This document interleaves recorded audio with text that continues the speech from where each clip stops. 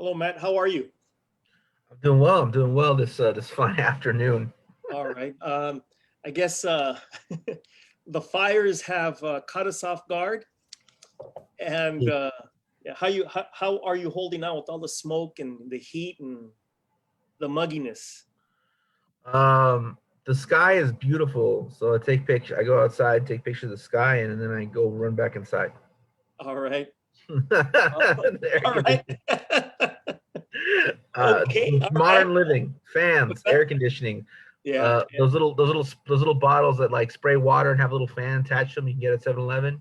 Oh, yeah. Yeah. Yeah. Yeah. Yeah. Using all the Okay. tools available to me. Yes. Yes. Okay. Well, today we initiate discussion of chapter 12. Chapter 12, whose title actually, as far as my version of this particular book goes, is the first chapter of part 4. Part 4, of course, concerns the production of relative surplus value. And as we've been doing the reading the last 2 or 3 weeks, I'm especially interested in this set of readings, even the tail end of part 3, and now the beginning of part 4, because what Marx does is uh, he begins to examine labor as a commodity itself, right? And begins to map labor, map its administration, and map production, right? Where the worker is, the line and the difference between the worker and the commodity that the worker is producing, where that line is begins to thin, very much. Anyway, so I'm really interested in this set of discussions that we're having, because I think that there's opportunity for people who are interested in the study of labor specifically to understand, understand production, to understand goods production, and even service as production. In any case, I think I'm getting ahead of myself here and getting ahead of us here. So in addition to being well, and in addition to taking pictures outside, Matt, how's your any updates as far as your poetry is concerned? I mean, just keep working. I'm just keep working and getting this thing done. I'm trying to get this the manuscript, at least a draft of all the poems by September 15th, Okay. so that I can give myself to October 1st to finish editing them. So Okay. that's kind of the goal. I wrapped up on one of them. I wrapped Mm, up on some of them I was really excited about.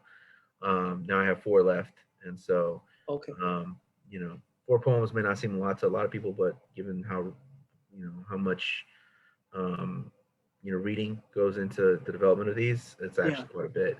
Yeah. And if I let that just be an organic process, one poem could take 6 months if I just let it be organic. So I have to actually put a rush, kind of like, spend a certain amount of time reading, and then Mm, processing, and then editing and editing and editing and editing. So it's yeah. always in the edits that you kind of stumble upon. Yeah. Yeah. Um, Editing is always um, the more tedious work I found. yeah, Yeah, but that's what makes for craft, Uh, yeah. Well, see, it's like to have like a craft, have it like something that's underneath is a basin, right, of things being quality, mm, well constructed, and there's an internal logic where things point back to one another. yeah. Um, that's kind of the basis for doing things. But then what makes things extra memorable and makes things great even is these kind of moments that are, you don't really know where they came from. It's kind of moments of accidental genius, right? Yeah, And yeah, those moments of brilliant accidents is what makes something transcendent and different, because it's unexpected. So it's kind of like, for me, doing this artwork is a lot like a mix of the expected and unexpected, right? Yeah. So there's the expected, which is I give you the standard base, right? This base of which you are familiar, this base of which you understand what's happening here. Okay, this is art, Mm, mm, whatever. This is a strong opening. This is whatever. I'm aware of the topic of which he speaks. Okay, so I give you what you're familiar with, but then I give you an unfamiliar take, or I give you moments of unfamiliarity mixed in with the familiarity. So I made you think differently about something you already think about, right? And that's the artistry. That's where, which also requires that I think differently about things that I think about all the time. You know, yeah. so like that kind of that's a challenge. And so that it's and to artificially rush that process to create a scenario wherein that process can be achieved in a short period of time is to grab the elements of that seem spontaneous in your life but actually fit a pattern, right? And so how do I hit fast forward on something that normally, given my druthers of just living life and doing whatever I'm doing, Yeah. will take me a certain amount of time? How do I do that in a faster period of time? Well, I would like to think that it's just, oh, it's the mysterious of life, or it's, oh, it's just, like I was inspired. It was inspiration. It was the phantom of inspiration. It was the a Mm, mm, moment of clarity, or something else was working through me that I don't even understand. I would like to think all that, but in reality, there are patterns and processes that I'm just unaware of, right? That I'm just unaware of, that yeah. have occurred repeatedly throughout my life and throughout the time in which I've been writing. So I must make myself aware of them, in order to execute them at will. There's So, in many ways, go ahead. no. I'm just because what you're saying to me, or what rather what you're saying makes me think is what I want to say. What you're saying makes me think about the fact that we live our lives uh, in patterns or reproducing patterns that we don't recognize. But these patterns have an indelible and reproducing impact on our lives. And those of us who recognize, those who do well to recognize these patterns, are those of us who can navigate these patterns. Right. And so, for But anyone who is a writer of any kind, right, whether it be artistic writing or academic writing, if you are someone who has at times achieved something that you in your heart feel is excellent, that you believe to be excellent, and other people also believe to be excellent, right? Um, and you've done it more than once. Well, there's a pattern. There's something there that happened. There's something there you were able to accomplish. And it is something that you can summon at will, because it isn't ghosts, it isn't phantoms. It's something operating within your subconscious mind in concert with your conscious mind that happened for a series of circumstances, for a series of reasons. So, in this way, we must become students of our own mind in order to call forth our own genius at will.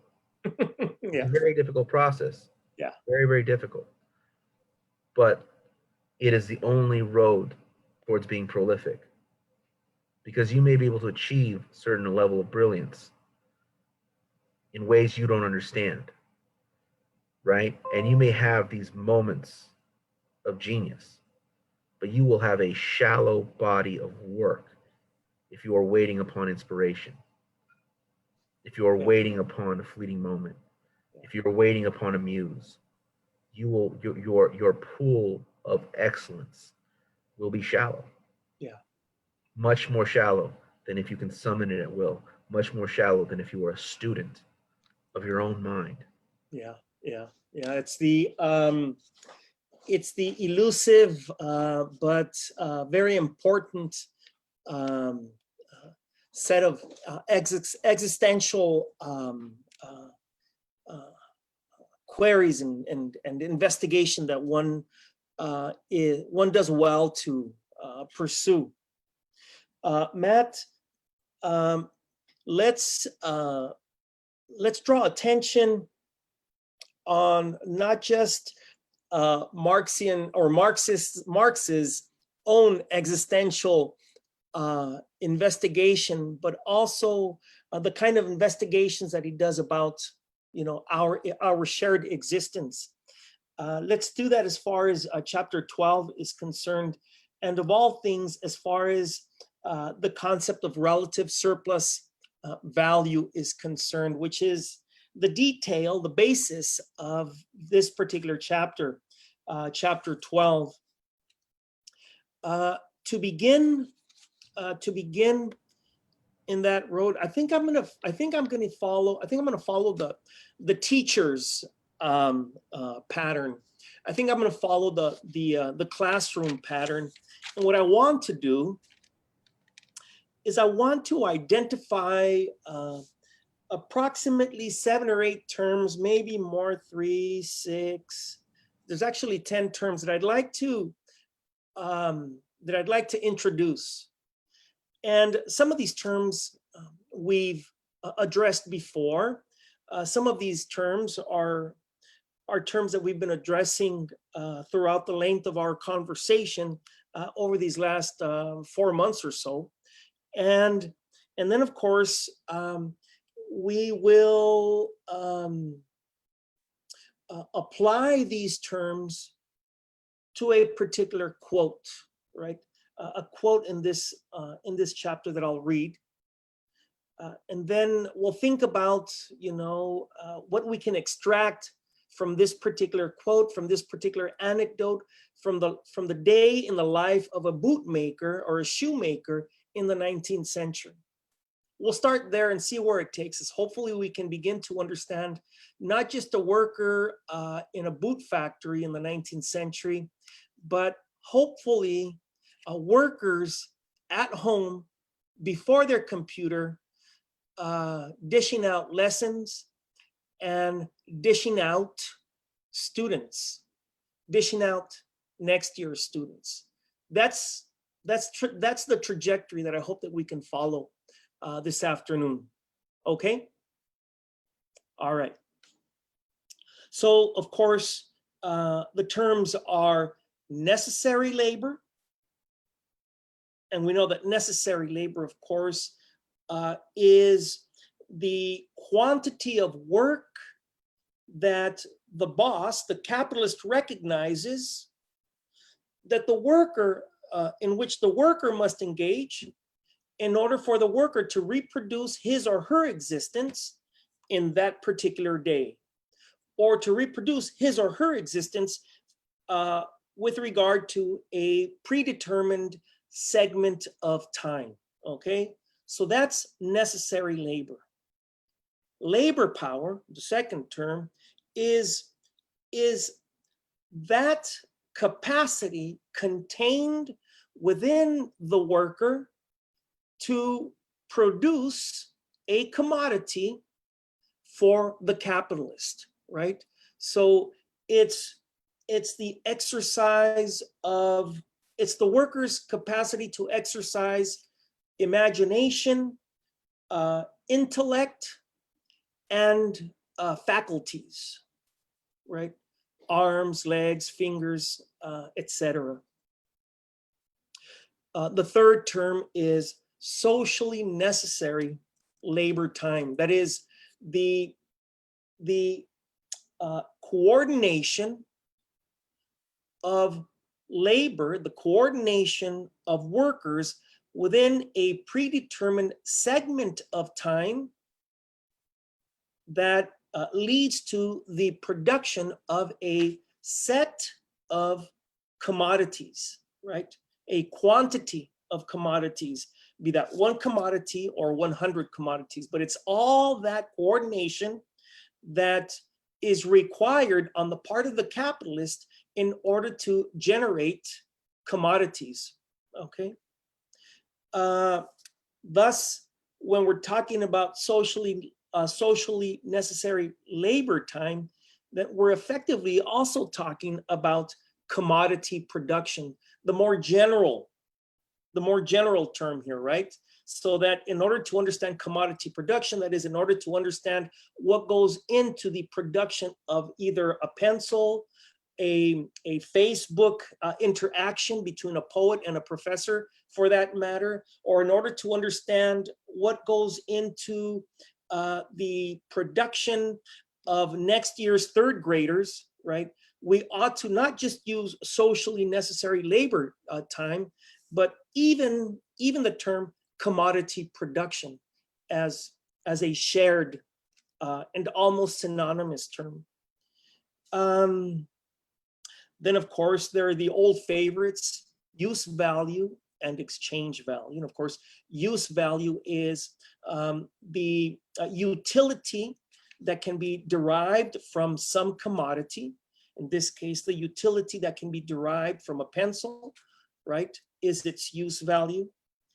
And the value that can be obtained by way of a commodity is called its exchange value, so that a set of commodities or a single commodity is put in the market in pursuit of value, in pursuit of profit, and that measure of profit, right, is identified as its exchange value.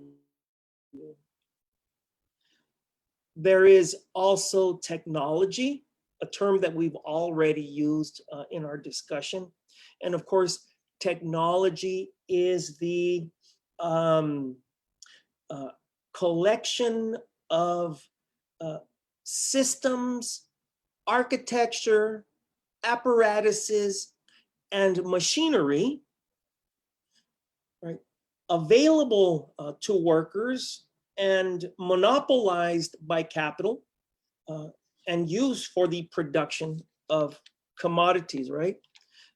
So that technology, and the thing about technology that is especially significant for our discussion as far as capital is concerned, is that the introduction of technology is also a marker of historical development in society, right? So that with each development, with each new development, with each new technological advancement, right, a new set of relationships in the systems of production, a new set of interactions in the systems of production are correspondingly introduced.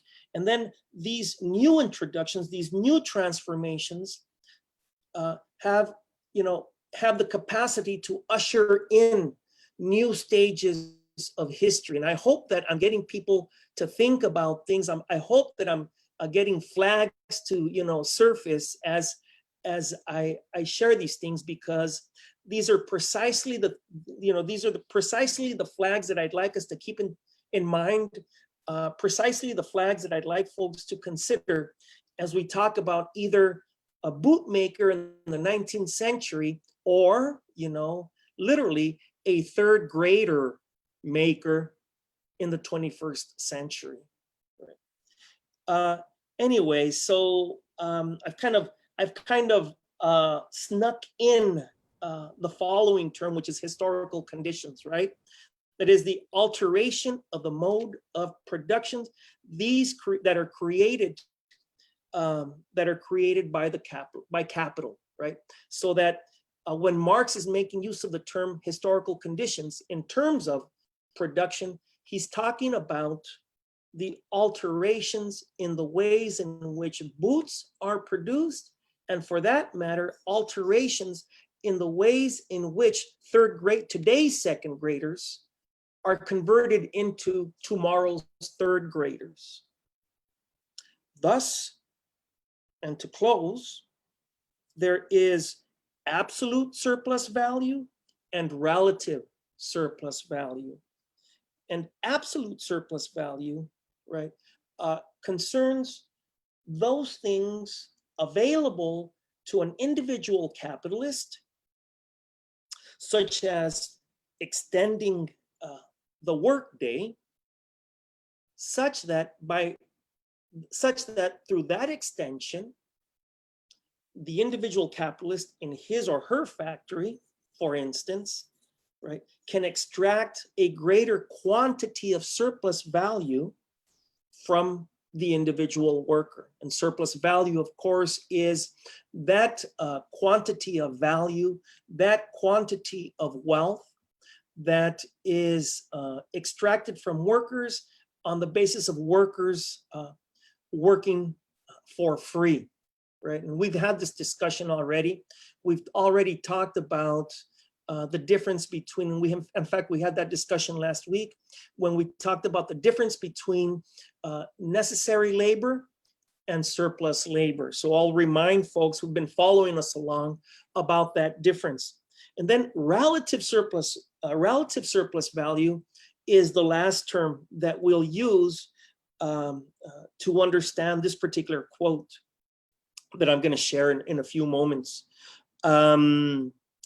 Relative surplus value is that surplus value produced by reducing socially necessary labor time, right? And this happens as a consequence of the alterations of ratios in necessary labor and surplus labor that are afforded by technology. In other words, it's technological advancement that's taking place outside of an individual factory, for instance. Technological advancement that's taking place in some other related industry or in some other related factory that has an impact not just on what's going on in that industry, not just an impact on what's going on that factory, but has bearing on what's going on a quasi or semi-independent factory, right?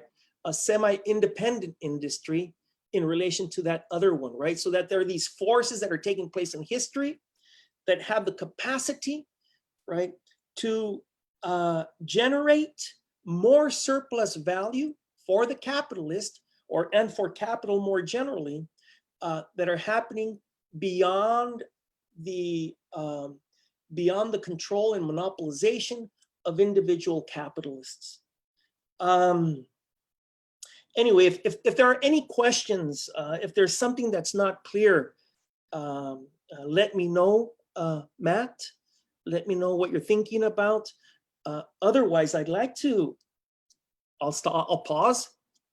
And if I hear nothing from you, I'll get into this quote that I want to read. Well, I think that, I mean, maybe I should save this comment for later, but there's a way of looking at all of these things, right? And asking certain questions, which is when we're talking about necessary labor versus labor power versus socially necessary labor time versus use value versus exchange value versus technology versus historical conditions, absolute surplus and surplus, and then the last one was relative surplus value. His question is like, where does this fall under, right? Does this fall under the rubric of human society and the organization of human society and the organization of peoples in relationship to one another? Or does it fall in the rubric of the physical world, of which we are a part as our bear and salmon and terms, right? So we build a building that has now changed the physical world, independent of how we treat the building, what we do with the building. We have now physically altered the physical world. Every time we move around, we're altering, the physical world. Just moving our hands in space is altering the physical world. So these questions that exist beyond the ways in which we interact, that we are actually participants in the physical world, independent of how we operate in relationship to one another, right? So something like necessary labor time, something like necessary labor, right? That would fall under the category of human society. Labor power, that kind of fits into both. Socially necessary labor time, well, that's about the physical world. This cup did not exist until someone sat down and made it exist, right? These things don't exist until they did. So they altered the physical world. These are alterations to the physical world, right? And so everything that would fall under something that doesn't necessarily alter the physical world, but is actually just the ways in which we interact, would be subject, in for our purposes when talking about capitalism, would be subject to what Marx would refer to as the commodity fetish, right? It is the commodity fetish attaching itself to the activities of the human species. Right. Because these things are things we're doing to stay alive and to elongate our lives, to make our lives simpler, to make our lives easier, to not die. You know what I'm saying? Or so we think. Or so we think, right? We're actually poisoning the air and whatnot. But the idea is to escape the limitations of our small, fragile bodies, right? And to reach for the stars, right? That's the kind of idea of behind the advance. I mean, that is the kernel, the nexus of like technological production, right? Now Yeah. it's all being done and distorted through the commodity fetish under capitalism, and it gets distorted and developed under some other rubric of property previous to the dawn of capital. But it is a question of looking at the way in which it's kind of this idea of having property and having a class-based system mangles this kind of process, right? And so there's certain things in here that belong to the physical world and the physical development of the world and our Mm, interaction with nature and the mm, fact that we are part of nature. We're not simply interacting with nature; we are nature. But the fact of the matter is that this is like how our species moves, or exists. You know what I'm saying? This is part of our existence. The development of yeah. pen is part of our existence. That's one thing.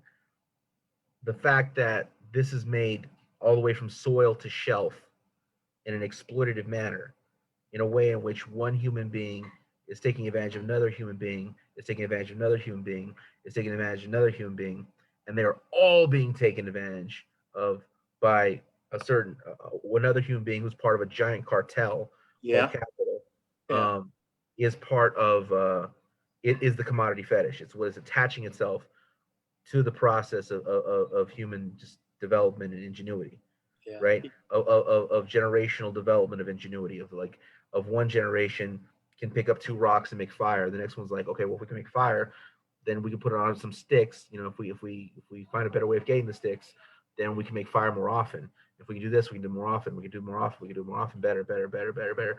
Finding what easier is, easier, better, better, better, easier, easier, easier, better, better, better, and just building from one generation to the next. Um, but this property thing sort of attaches itself to it, and identifying all these terms and identifying wherein does it fit into that process helps. I mean, a lot of what Marx wrote, you got to understand, Marx wrote about this stuff way before you had an industrial level socialist society, right? So you had socialism in countries Yeah. that were based on the same technological basin as a capitalist society, right? So he has so often he has the mode of production, right? The way in which things are produced, the reason why things are produced, the market in which they're produced, as simultaneous and almost synonymous with technological development. But it's almost like, but we see in retrospect now, we can look back now, right? And we can see that really this question of property and the history of property and the history of modes and ways and means of property, the way in which property was held, the way in which classes were developed, the way in which a class society operated is like, let's say it's a red pen, and the technological development is a blue pen, and they're running simultaneous. So we can see like this, like kind of what we always see is a purple line, right? But what we're seeing now with a technological development, and it has not happened. It is in the process of happening. What we're seeing now is a technology that eventually is going to make human labor redundant. It's not just going to alter what was described as socially necessary labor time. It's going to it's going to make it's gonna take out that necessary part, right? Yeah. It's gonna remove the necessity of human labor, and so it's a red line and a blue line running together, the purple line, and then all of a sudden the red line stops and the blue line just keeps going, right? The blue line of property is just gonna keep going, and that will become a completely different thing that we've never seen before. Whereas like you're gonna have a truly surplus population um, that are going to reach a certain dimension that they've never reached before. You know what I'm saying? Yeah. Like Yeah. in Yeah. certain That's the, surplus labor we've always had, but we're going to look at it a surplus pool of labor we've always had, but we're going to look at this thing as becoming the dominant force in society. The fact that there are people who cannot work but who must work, becoming the dominant aspect of our class-based society, and not an appendage of it, and not a feature of it, not an aspect of it, but um, the dominant position of people in society, and that's yeah. going to create a class struggle of a completely different kind. And so Yeah. that's kind of like why it's so important to separate. What are we talking about when we talk about things that belong to the physical realm, and what are things that belong to the ways in which capital distorts human relationships? Yeah.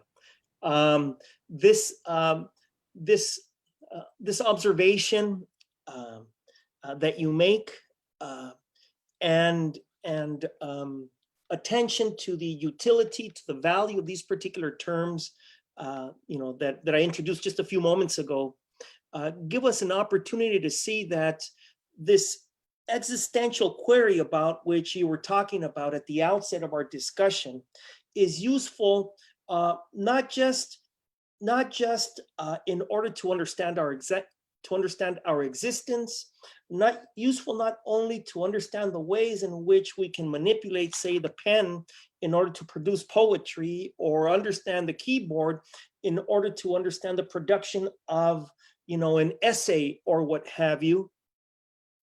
But this kind of existential query is useful in order to understand the patterns of production in which we find ourselves, the patterns of production that shape our existence.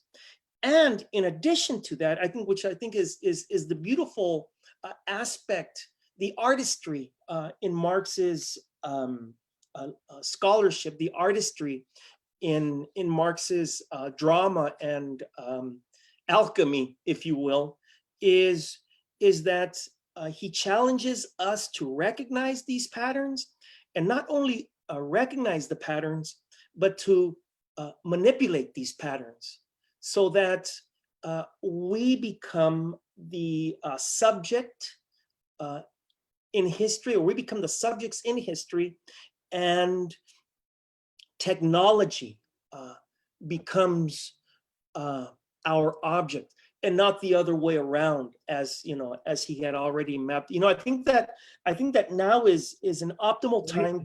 Here's the thing I want to say about that, is that, like, Karl Marx in many ways operated not simply as a theoretician of the world. He also was, attempting. He was also a propagandist. He was also attempting.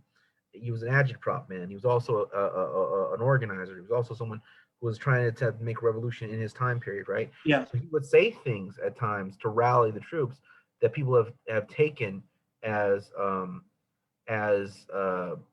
doctrine, right? So the biggest one I can think of, where it's misreading, is when he says class struggle is the mode of engine in history. Like, that was something he said to, like, get people going, right? Class, but if you look at the majority of his writing, it does not argue that class struggle will be the mode of engine in history. The mode of engine of history is the mode of engine. The mode of engine of history is the steam engine. Is the engine. It is the cotton. It is the cotton gin. It's the washing machine. It is what I'm saying. It's the dishwasher. It's these things that radically reshape society in many ways. And then all these elements of struggle emerged because there was new things to struggle around. Yeah. Right. So in our time, I would argue it's the microchip, it's the computer network control that has done this, and our thinking has not caught up to that change. But I don't want to interrupt you. But, like, I just want to say that that thing of that class struggle is the mode of engine history. No. Mode of engine history is the mode of engine that spurred class struggle, and class struggle is what you're supposed to do. Class struggle is the prescription. Is the dialectical engagement. Right. That's what you. Yeah, is the dial. Hey, let me let's go ahead. It's like the cure to your problems. It's not the flu. It's the soup. Yeah. Right? Yeah. Well, let me read this seemingly simplistic anecdote. And the example goes: suppose a shoemaker, with given tools, makes in one working day of 12 hours, one pair of boots. If he must make two pairs in the same time, the productiveness of his labor must be doubled. And this cannot be done except by an alteration in his tools, or in his mode of working, or in both. Hence, the conditions of production. In other words, his mode of production and the labor process itself must be revolutionized. By increase in the productiveness of labor, we mean generally an alteration in the labor process of such a kind as to shorten the labor time socially necessary for the production of a commodity, and to endow a given quantity of labor with the power of producing a greater quantity of use value, a greater Yeah. quantity, in this case, of boots. Right. Right.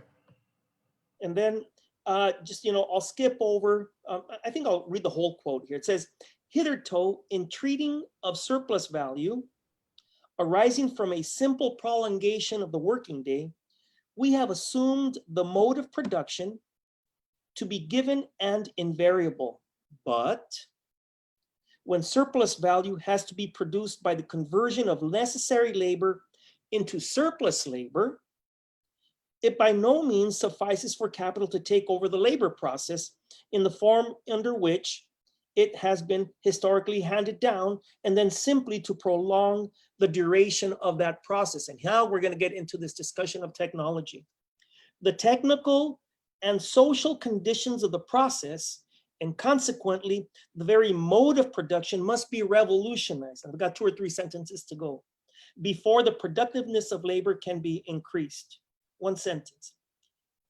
By that means alone can the value of labor power be made to sink, and the portion of the working day necessary for the production, or rather for the reproduction of that value, be shortened. What Marx is talking about here, Matt, what Marx is, this particular anecdote concerns something much more having to do with, simply the production of a pair of boots. It has to do with the coordination, the socially necessary labor, and the coordination of technologies in the production of a particular use value, in this case, a pair of boots, such that with the increase of the production and the quantity of boots is a corresponding decrease in the value of boots, a corresponding decrease in the value of labor, and ironically, contradictorily, right? An increase in profits, an advantage, in spite of this decrease in the value of labor in the boot factory. The capitalist that owns this particular factory, or the capitalist system that coordinates this factory, has an advantage over the production of boots with greater value and the coordination of labor with greater value. Should I Well, see, this want to get into discussion, or? Yeah, but there's so many words there, right? And when I'm thinking about when I hear this, and it's going to come off like a little arrogant or something, almost like criticism, but I think looking down so much time from now, there is simpler ways to describe what he's talking about. And I think that the issue comes where when he says mode of production. So what does he really mean by mode of production? Well, in all my reading of Marx, it comes to seeing that when the term mode of production comes up all the time, we're really seeing the most, the kind of thorough lines that we're talking about the laws, customs, and rituals of the economy into which we are subject, right? That's what he's talking about. That's what the mode of production means. So to me, like when he's talking about these changes, the revolutionizing within the mode of production, well, now he's talking about the means of production, how things are produced, the actual machinery, right? So that would be more the means of production in my mind. And what he's describing as the mode of production has nothing to do with production whatsoever. What he's talking to do, if we're talking about the laws, customs, and rituals of the economy into which we are subject, into which we are born, into which predates us, into we just naturalize, right? What you're really talking about is distribution, right? You're talking about the laws and regulations of distribution. how things are distributed once they are produced, right? Yeah. What calls them, it's production plus distribution. Like what calls forth the production, and how, and then later, how are things distributed, Yeah. right? What are the regulations around distribution, right? And so when he talks about changing the modes, the shoemaker needs to have this revolutionary thing within the mode of production. We're not talking about the laws, customs, and whatever. We're talking about the actual physical way in which a boot is produced, right? So that's a question about a shift in the means of production, which will in later enforce changes in the laws, customs, and rituals of the economy to which we're subject, because more will be produced, less labor will be required, et cetera, et cetera. So that's going to change the way in which things can happen. Now, so I'm really interested in this, but I think that for our purposes of explaining it to people who are not as steeped in reading this thing over and over and over and over again to draw meaning out of it, there are simpler ways of explaining this. There is a simpler way of explaining this, and this real separation of this question of production versus distribution, I think is the key. I mean, that's at the heart of it. If we can really look at like what we're talking about, what we mean by production and what is meant by that, and because he uses the word production in like several different ways, right? And if that production is meant production, which would include distribution, I don't know. It just seems to me easier to say that. And when we're talking about the means of production, that's very, very different than the way in which he uses this term mode of production. You know, there's this, you know, I'll remind folks, and along the way, I'll remind myself as I'm explaining this and addressing this and looking to illustrate the significance of this work, is that there's this aspect, this component, an understanding, a materialist understanding of history here, that is the backdrop of, and the underlying thesis, if you will, the underlying basis, the underlying understanding upon which Marx builds his analysis and his conclusions. And what I mean is that to the extent that the introduction of new technologies have the capacity to create new levels of production and therefore new averages of production, it's to that extent, right, or along those lines, it's to that extent that the new ways of doing things has the capacity to displace the old way of doing things. So that if the old way of doing things was to kill the cow, or to kill the cow for the cows, I was going to say for his meat, to kill the cow for her meat, right? To kill the cow for her bones in order to make glue, to kill your own cow for your own production and for your own consumption, to the extent that that was the old way of doing things, and to the extent that the new way of doing things is that there are these cattle, right, that are raised within an industrial system, and where its carcass is treated one way, where its flesh is treated a different way, where its bones are treated a different, right? It's to the extent that this new way of doing things sets a new average, that it's to that extent that that average then sets the laws, traditions, and customs of a given society, so that the material mode of the, you know, our relationships with the material world and our interactions with one another in that world has the capacity to shape culture. And this culture, more broadly understood, is, right, is this mode, is this mode through which production and interactions, relationships, human relationships in history materialize, flesh themselves out. I mean, I was thinking about this as I was hearing you speak, and it's something that I hadn't really thought about before, at least in this particular way. I don't know what you might want to say about that, Matt. There's a little passage here in this chapter I really like that to go along with the bootmaker. He talks about shirts, right? He Yeah. says the cheapened commodity, of course, causes a pro tanto fall in the value of labor power, a fall proportional to the extent that the commodity's employment in the reproduction of labor power.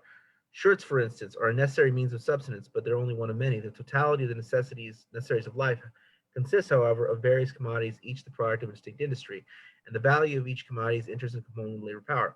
The later value decreases with the decrease of labor time necessary for its reproduction. Total decrease being the sum of all different curtails of labor time. Yeah. Blah blah blah blah blah. But this part where he says something like he says this general result is treated here as if it were immediate result directly aimed at an individual case. Where an individual capitalist cheapens shirts, for instance, this is very important. Where an individual capitalist cheapens shirts, for instance, by increasing the productiveness of labor, he by no means necessarily aims at reducing the labor power and shortening pro tanto the labor time, Yeah. but it is only so insofar as ultimately contributes to this result. He assists in the raising of the general rate of supervision. Anyways, that's really important there, because like so many people like to challenge Marx and say like, well, wait, you're telling me that the labor time into the production of this thing is the source of value. But I know that Nikes are being made for pennies on the dollar, and yet it costs me $125. This isn't true. How could that possibly be? Whatever. Like whether I buy some knockoff shoe or whether I buy a Nike, they're both being made at pennies on the dollar. One cost me 12, another one cost me 120. You know, the world is mysterious. Yeah. Who knows why? Blah blah blah. But the fact of the matter is that, like, capitalists do try to reduce. They try to increase their rate of profit. That does not change the fact that the variable is human labor, as we understand in traditional capital. I mean, it's kind of interesting because we're having we're having one conversation like this is what traditional capital is, and all the refutations of the reading of capital and of capitalist relations, right? And I really what's really interesting about Marx is so much of his writing is about him challenging people who refute what he's saying, right? So much of his writing is so thick with responses to refutations of what he's putting forward. Yeah. But of course, people He's are really refuting what he's saying. They're politically motivated to refute what he's saying, Yeah. right? Yeah, because they're in some way, shape, or form tied to, because intellectuals for the most part, the intelligentsia is tied to the power structure. They're the emissaries, representative. They are the the mouthpieces for the system. So I mean, like for the most part, I mean, and this dates back, throughout time. You have the people who are like, the intellectuals of the court, and yeah, religious absolutely. doctrine, etc. I mean, I think that even like even things that are of great historical use to us. Like let's say the writings of like Ibn Khaldun or something like that, traveling around, right? Well, Ibn Khaldun was very close to Timur, who's known as Tamerlane by people in Europe, but like he was connected to this marauding conqueror. And so like throughout time, I mean the Greeks, like what's the most famous one of the most famous, Aristotle, tied to Alexander the Great. So I mean, like there's all kinds of people who are Contemporary anthropologists. They're apologists for power, yeah. Yeah. And so Marx finds himself in an interesting position where he's living in a time period where Hold on a second, but with regard works with respect to and to not discredit the progressive anthropology that is taking place on the part of certainly on the part, not only but certainly on the part of Marxist anthropologists. I'm sorry, I needed to qualify. Oh yeah, sure. There's a lot of people that want to fight back, but Marx is interesting though, because I'm sure in the time period of all these, I'm sure in Plato and in Aristotle's time period, there were people who were like, no, this is wrong, this is bullshit. Like we shouldn't have to be serving people, and society shouldn't be organized, blah blah blah. I'm sure in everyone's time period there was, but Marx comes around in a time period where pamphleteering, it becomes easier. Where the printing press has changed things so that people can speak out more, right? And so he's very articulate. He's very intelligent. He's very he's extremely hardworking. So he has these great things. So he was able to make an impact in a way that maybe would not have been afforded to him had he been born in an earlier time period with similar inclinations. And so that was kind of where. And so when we live in a time period now where we can speak against the system and speak against it in sincere fashion, yet still be completely tied to it and be subject to it, but Yeah. not necessarily be mouthpieces for it, right? So I do think that, that's true. Um, but the point I was just making with that is that of course his writings are and his speeches are all full of these people trying to refute him and him like trying to like just like swat away arguments, right? Yeah. And so like here we see a lot of the swatting away of arguments all throughout Capital. Um, but it's interesting because these same arguments that were being made in the 1800s are being made to this day. These same kind of like, well, what about this? Or, this is trying to like find ways to be like, no, like get back to work. Yeah. You know, like Yeah. get back to work arguments are still with us. So thinking about the terms with which we began, and then of course this particular anecdote, um, there's ways to understand this particular quote. There's ways to understand, labor power, or rather there's ways to understand that the exercise in the production of boots, the exercise in the production of one pair of boots in a 12-hour day, right, is is to understand, right, that there's a quantity of labor power, a way of measuring the power that's available to the power that is harnessed and available to the capitalist in the production of a pair of boots that he's going to take, or that she's going to take, if the owner is a woman, that she's going to take this particular use value, these particular commodities, these things that people can put on their feet in order to walk on the dirt, to avoid injury to their feet, right? This use value, and put it in the market for distribution and for exchange, put it in the market in order to extract a greater quantity of value from it than the value that the owner of the factory put in to its production, right? So that we can understand the term, we can understand that these boots, right, are a consequence of not just the quantity of work in which the bootmaker needed to engage in a given period of time in order to reproduce his existence, or in order for her to reproduce her existence in a given amount of time, but the socially necessary labor that is the coordination of the production of boots, the owner's relationship with the cattle rancher, the owner's relationship with the machinist, the owner's relationship and interaction with the supervisor, the owner's relationship and interaction with the real estate agency that made the factory available. That is the coordination of all these separate components that are coordinated, and coordinated such that, in a given morning, somebody can get out of bed and put on his or her pair of boots to take a walk to work.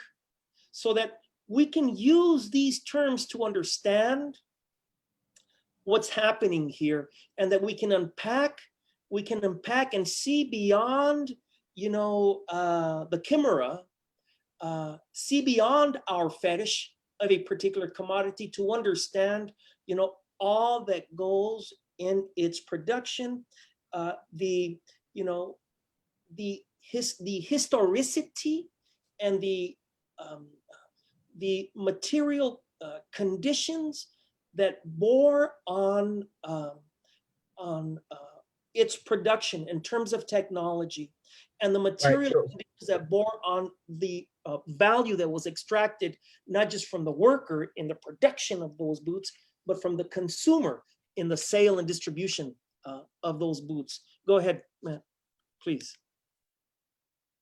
So it was advances. So I'm gonna name a couple of things, and I don't want to get too into the specifics of the all the politics associated with it, but like just to there are things that have happened right over the course of whatever. So like let's take for instance the cotton gin, right? The cotton gin.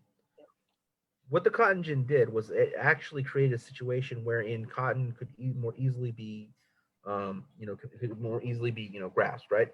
And so because of the cotton gin, that demanded that placed a higher premium on cotton as a commodity on the world stage, right? And because of this advance in technology, it ended up making a demand for the more production of cotton, right? Because cotton's role in the world was increased through the invention of the cotton gin. Well, that simultaneously created a demand for an increase in slavery in the transatlantic slave trade.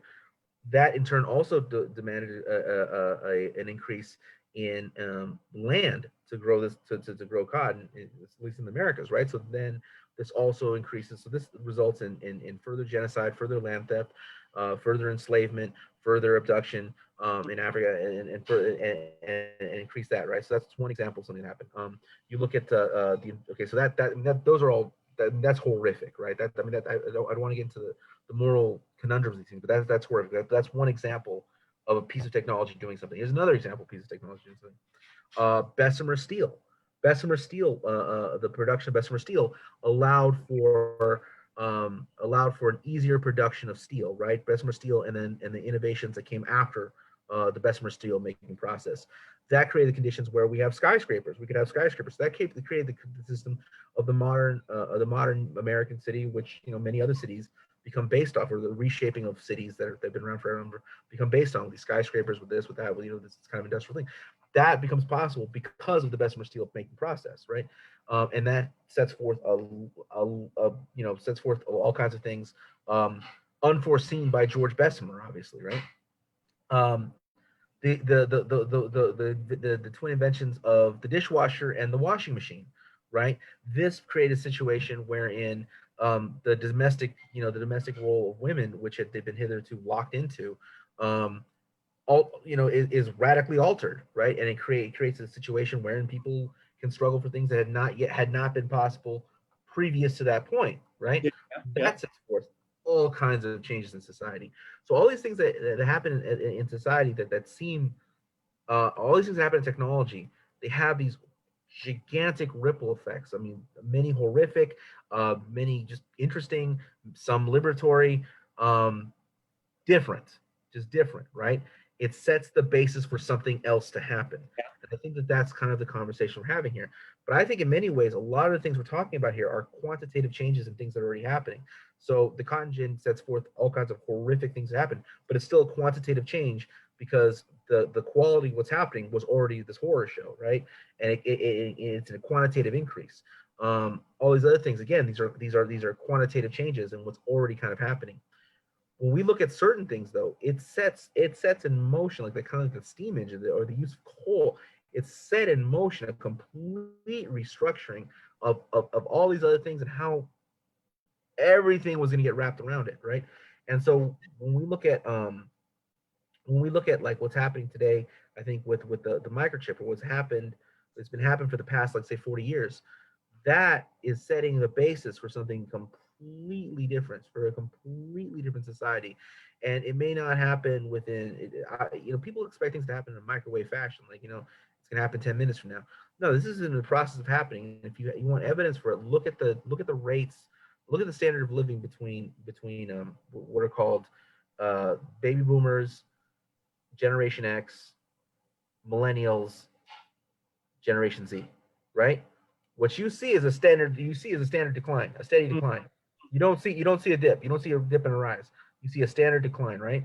And what that's based on is the fact that the industrial economy is going away. What it's based on is a precariousness of jobs, a scarcity of jobs. Well, that's going to keep continuing. So whatever follows Gen Z is going to be even worse. So it's going to keep going, keep going, keep going, keep going, keep going, keep going, because this is a whole new way of doing things where the socially necessary labor time is being erased from the board, right? In ways that Marx. I don't really think Marx. I think Engels kind of touched on the possibility of this in some of his writings, but it's beyond what had been It imagined. You know what I'm it saying? yeah, it's an It's moving important. that direction. Pardon? We're not there yet because people always. Now I have to, like, I'm refuting people who are doubting it, right? But Yeah. if look around you, the evidence is everywhere, but it has not happened. It is happening. Yeah. It is happening, and it's All been you have to do is happening look out entire into life. the sky. all you need to do these last few days is take a look out to the sky, right?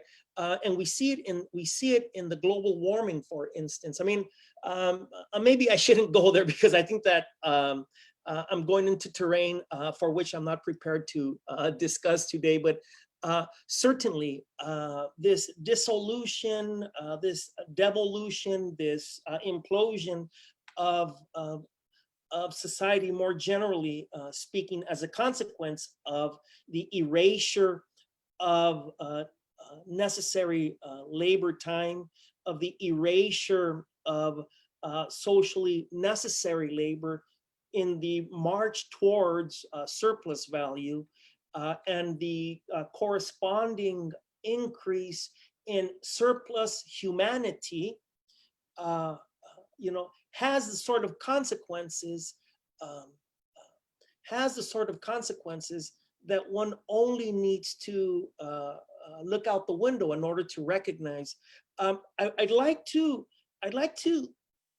think about then not just the bootmaker or the factory or the army of bootmakers, as it were, about which Marx writes in this particular chapter, but I'd like to bridge, if time permitting, I'd like to bridge the 150 years that exist between the time that Marx was writing Capital, approximately, and the contemporary period, and to use these very terms: necessary labor, labor power, socially necessary labor power, right? Use value, and so on, to use these terms as the brick and mortar to understand the shared condition or the shared conditions of labor across the generations, the shared conditions of labor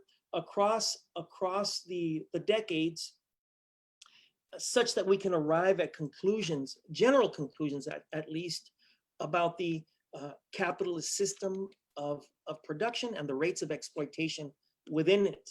And to do so, I was thinking about the concept of necessary labor. And of course, the concept is used to understand that quantity of labor in which a worker or a set of workers must engage in order to reproduce themselves, to reproduce their existence in a given period of time. And I was thinking about, say, one aspect of a reproduction, and of course, I was thinking not just about caloric intake, but I was thinking also about shelter, right? As one aspect of one necessary aspect, so that one can reproduce oneself from one segment of time over to another segment of time. And the particular segment of time I was thinking about was a year's time of shelter, right? And a year's time of shelter requires, in the metropolitan region, requires between $136,000 and $150,000. That in the LA metropolitan region, to rent a home, particularly in the city of LA, for a family, or to buy a home, right? That's what it costs. And yet, the work that, say, those people who produce tomorrow's third graders is concerned, that work pays those workers, at the low end, pays them $32,000, and at the high end, pays them $58,000. That is that the worker, in this case, the producer of tomorrow's third grader, cannot work enough at one job as an individual teacher, cannot work enough to reproduce her existence. Often it's a woman, cannot work enough in 1 year to reproduce her existence for the following year. That is, can't make enough money, to put it simply, to pay rent, let alone to pay the mortgage.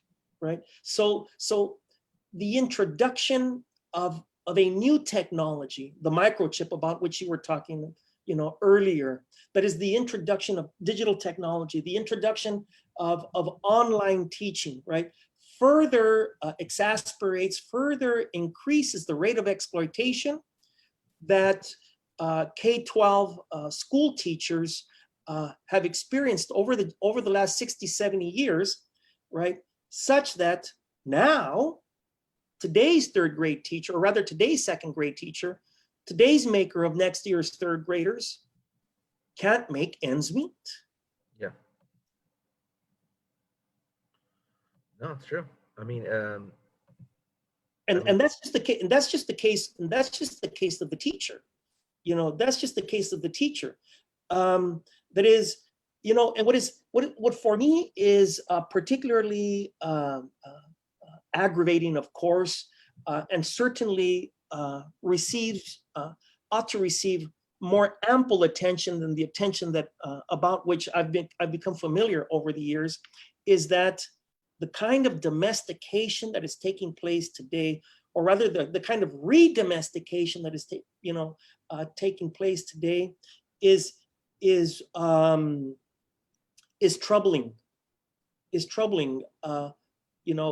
K8 and even K-12 education is seen as women's work, right? At least patriarchally, it's seen as women's work. And yet, in spite of that, women leave the home to do, quote unquote, that women's work.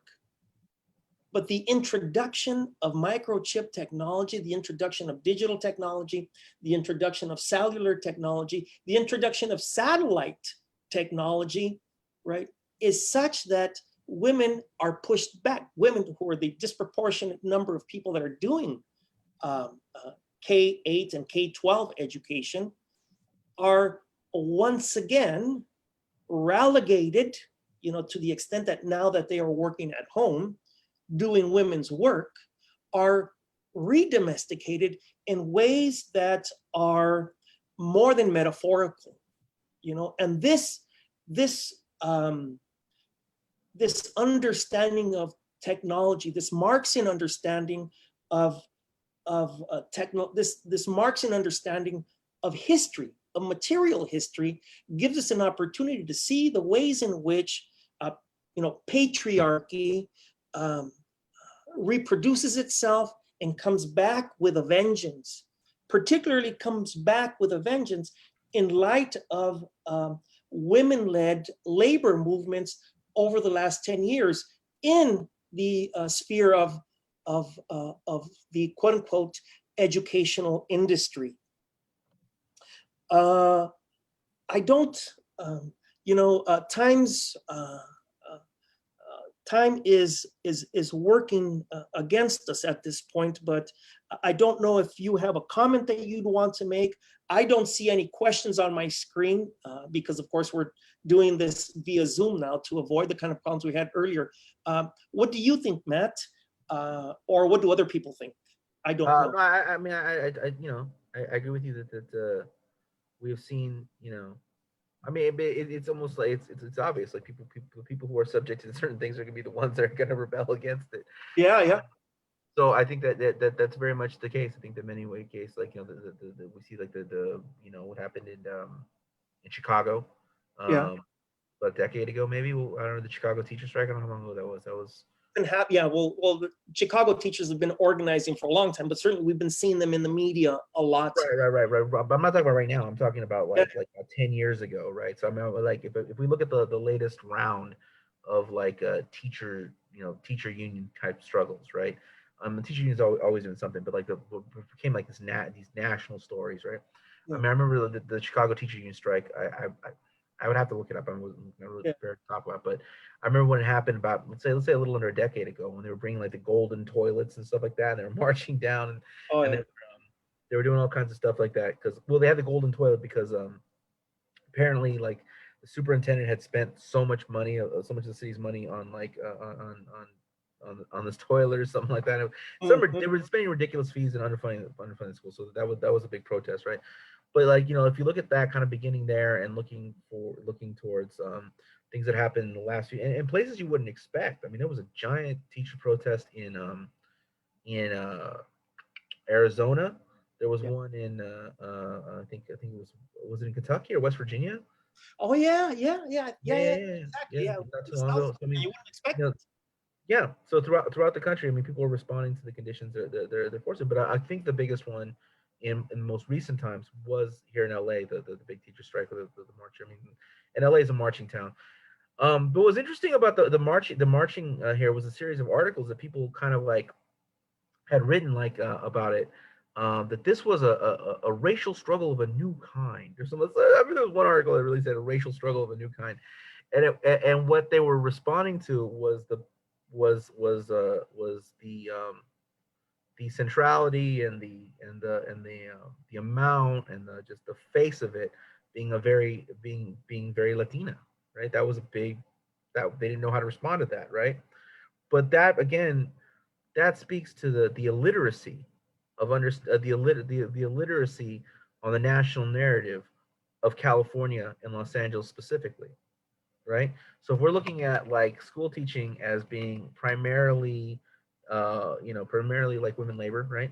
And then we're going to look at the city of Los Angeles being 50% or 48%, 48 to 50 something percent, you know, Latino, Latino. Yeah. Latina. Um, and then you're going to look at the fact of the matter that Latinas are the lowest paid workers in America, right? And you're going to have a big teacher strike so you have a job that has been traditionally held by women, right? Gendered labor. Then you have a city that is 40%, brown, right? And then you have the fact that Latinas are the lowest paid worker in America. What the hell do you think the strike's going to look like? like, what would the strike look like? It would be an anomaly to me if it wasn't. Yeah. Right? Given the statistics of the city, given the nature of the job, and given the nature of and given the position of a group of people who make up, half the city, right? Or like, why wouldn't it be that? So throughout that, Roxana Duenas becomes kind of the face of it, Oh yeah. Yeah. with the plant, which Yeah. is the Boyle Heights. And so, and that's appropriate. I mean, that makes sense. I mean, given the city of Los Angeles, given the demographics of the city of Los Angeles, that absolutely would be the face or a face like, not specifically, but a face like hers should be the face of class struggle in a city. Again, 40%, 40%.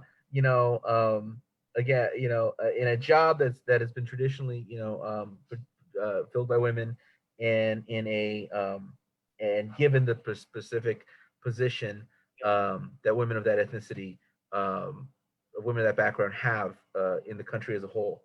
Yeah. Yeah, Yeah. of course. Yeah. Yeah. So Uh, there's a relationship across generations.